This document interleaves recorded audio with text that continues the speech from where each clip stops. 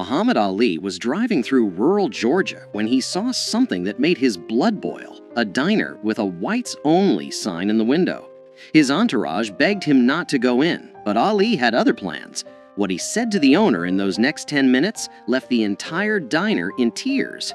It was the summer of 1974, just 3 months after Ali had shocked the world by defeating George Foreman in Kinshasa, Zaire, in the legendary Rumble in the Jungle. At 32 years old, Muhammad Ali was once again the heavyweight champion of the world. He was famous, he was powerful, and he was driving through one of the most racist parts of America. Ali and his small crew, including his longtime friend and photographer Howard Bingham, his trainer Angelo Dundee, and his assistant Bundini Brown, were traveling from Atlanta to a speaking engagement in a small Georgia town. The year was 1974, but in rural Georgia, it might as well have been 1954. The Civil Rights Act had been law for 10 years, but in this part of the South, old hatreds died hard. "We'd been driving for about 2 hours," Howard Bingham later recalled. "Ali was hungry, and we were looking for some place to eat. Then we saw this diner on the side of the road. It was a small, run-down place called Miller's Diner. The paint was peeling, the parking lot was dirt, and there in the window, plain as day, was a handmade sign that read, 'Whites only, no colored served.' Bundini Brown saw it first. 'Champ, keep driving, that place ain't for us.' But Ali had already stopped the car. He sat there for a moment, staring at that sign, his jaw clenched tight. 'Ali, come on, man,' Angelo Dundee said from the back seat. 'We'll find somewhere else. This ain't worth it.' Muhammad Ali didn't say a word. He just opened the car door and started walking toward the diner. 'Oh no,' Howard Bingham said, grabbing his camera. 'Here we go.' The three men scrambled out of the car and followed Ali. They knew that look on his face. They'd seen it before he walked into the ring. It was the look of a man who had made up his mind, and nothing was going to change it. When Ali pushed open the door to Miller's Diner, the bell above it rang, and every conversation inside stopped dead.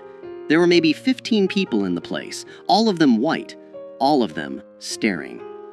Behind the counter stood a large man in his 50s, with a greasy apron and a face that had seen too much sun and too much hate. His name was Earl Miller, and this was his diner. He'd inherited it from his father, who had inherited it from his father. 3 generations of Millers had run this place, and 3 generations had refused to serve black people. Earl Miller's eyes went wide when he recognized Muhammad Ali. For a split second, something that might have been excitement flashed across his face. Then he remembered where he was and who he was, and his expression hardened into stone. "We don't serve your kind here," Miller said, his voice loud enough for everyone to hear. "Can't you read the sign?" The diner was silent. A few customers looked uncomfortable.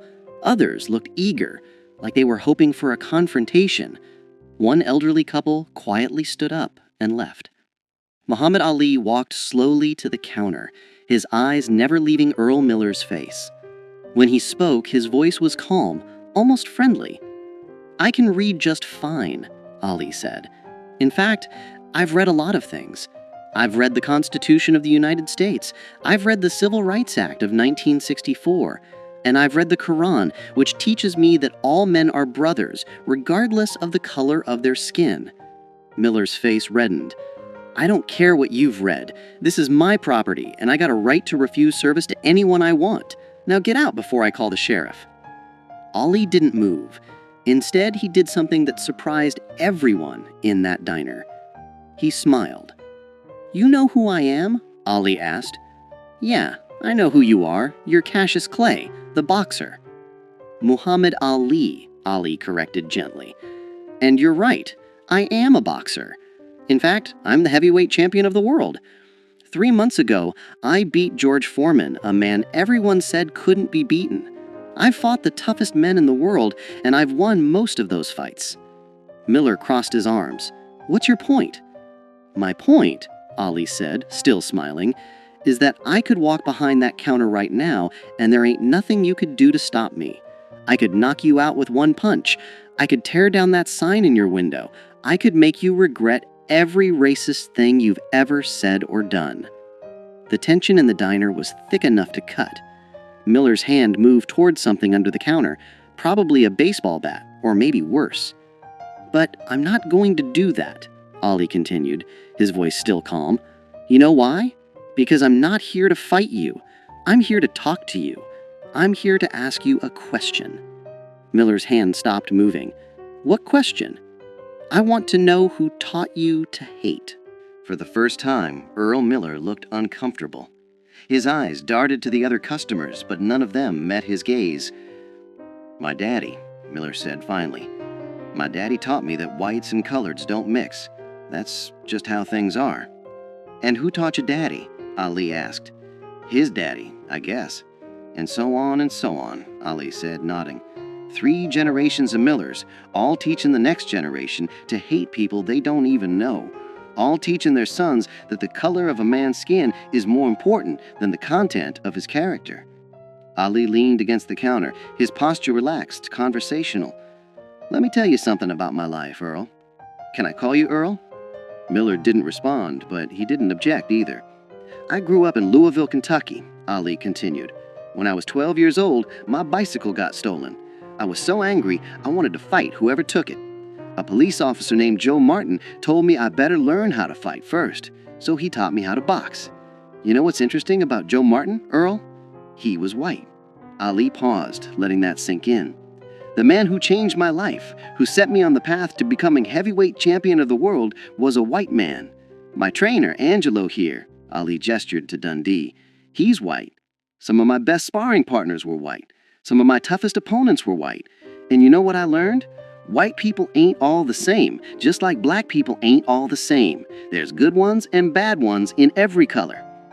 "That's different," Miller muttered. "Those are your people, your work people." "No," Ali said firmly, "they're just people. That's my point. When I look at you, Earl, I don't see a white man. I see a man who's scared." "I ain't scared of nothing," Miller shot back. "Yes, you are," Ali said gently. "You're scared of change. You're scared that if you treat black people like human beings, something bad will happen.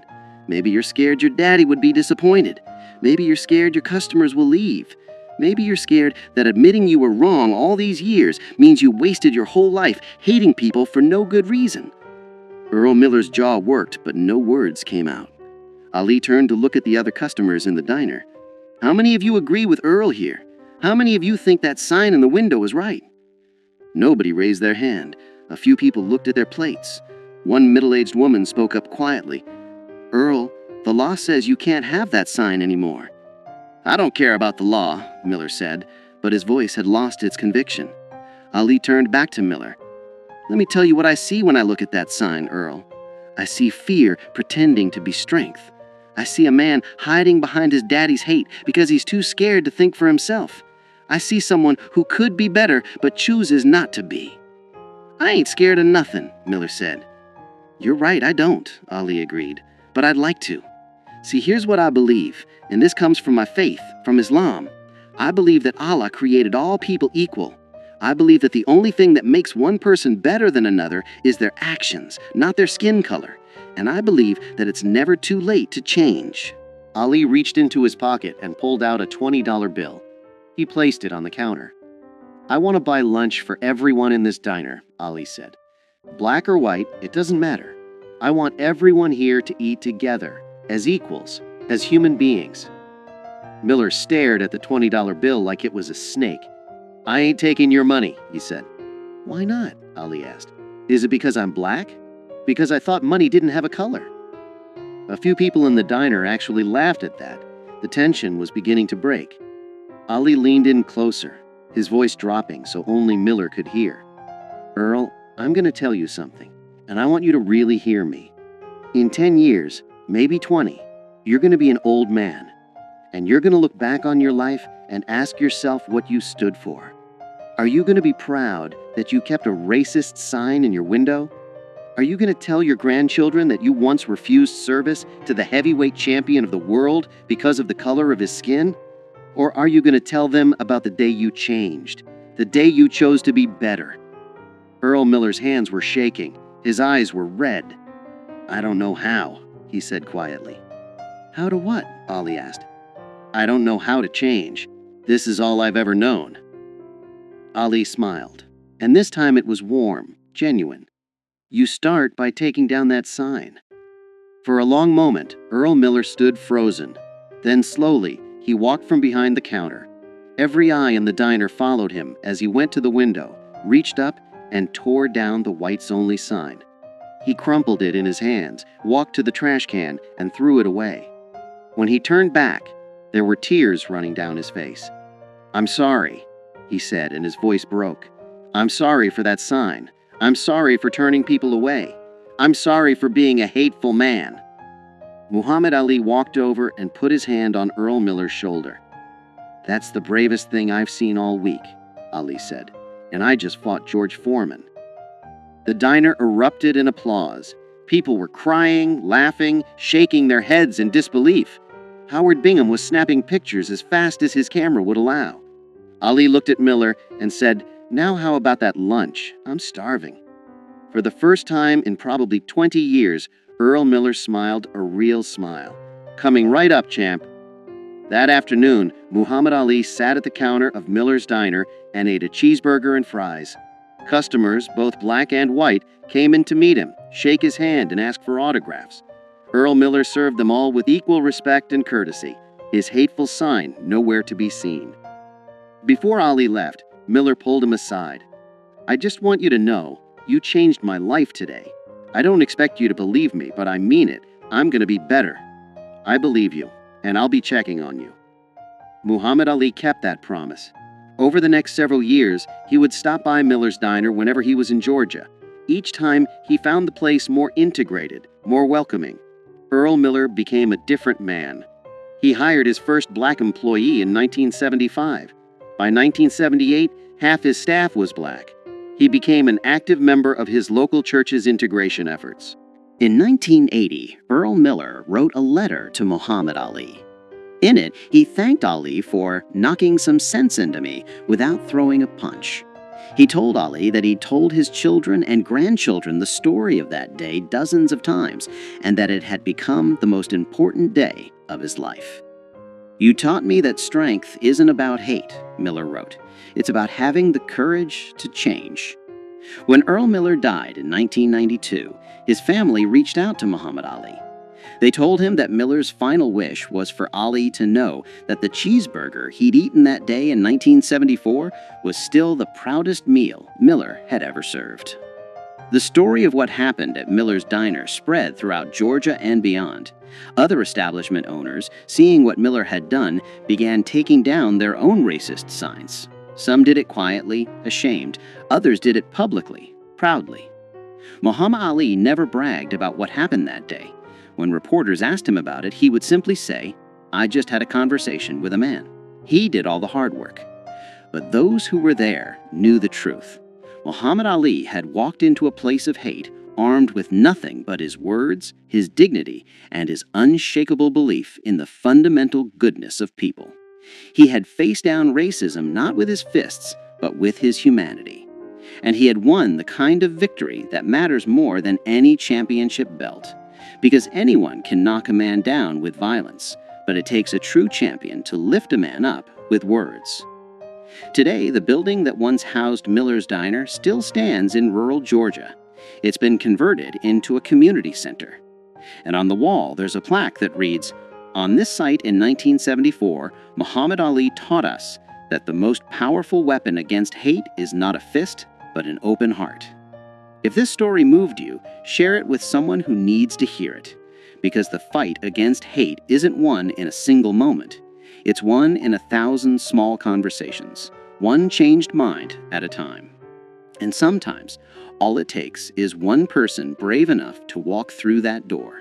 Muhammad Ali showed us that you don't need to throw a punch to knock out hate. Sometimes all you need is the courage to speak the truth with love.